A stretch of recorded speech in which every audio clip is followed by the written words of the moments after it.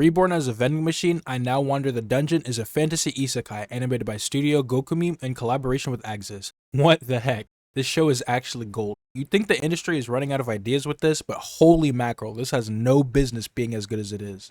This isekai follows a man who is obsessed with vending machines, getting reincarnated as one. Without spoiling, Truck-kun strikes again in a very unorthodox method. Of course, some of the typical isekai fantasy tropes are here, though in my opinion, if you're already a fan of the genre, this looks to be a breath of fresh air.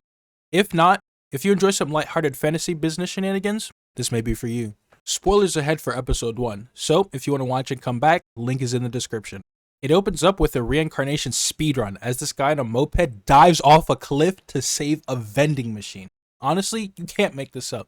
He wakes up in the body of said vending machine in a dungeon, though this one comes equipped with villages and clear blue skies. Upon awaking, he realizes a few things. He can't move, is in the middle of nowhere, has limited things he can say, and everything he can do operates on a point system. Stocking new items, gaining abilities, and not dying all revolve around points. Sell items, gain points.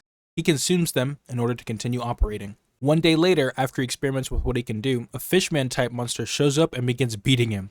While at first he hoped to outlast it, the fish thing calls in his crew to come destroy him. While searching through what he can buy with his points, he stumbles upon a blessing ability, choosing the barrier blessing.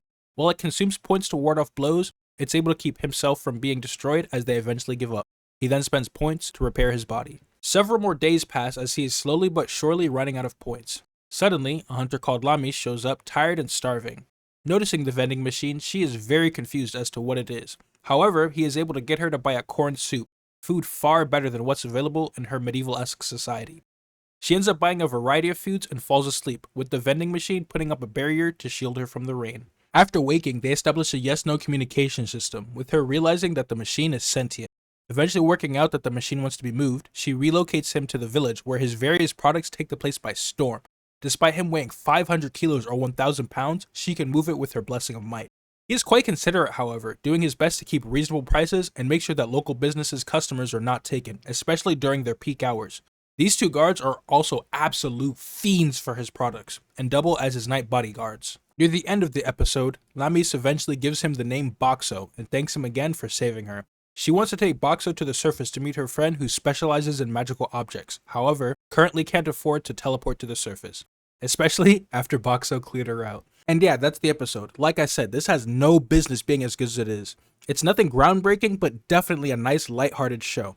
For sure giving this 3 episodes minimum. It had me smiling and giggling throughout the whole episode. And I don't giggle lightly.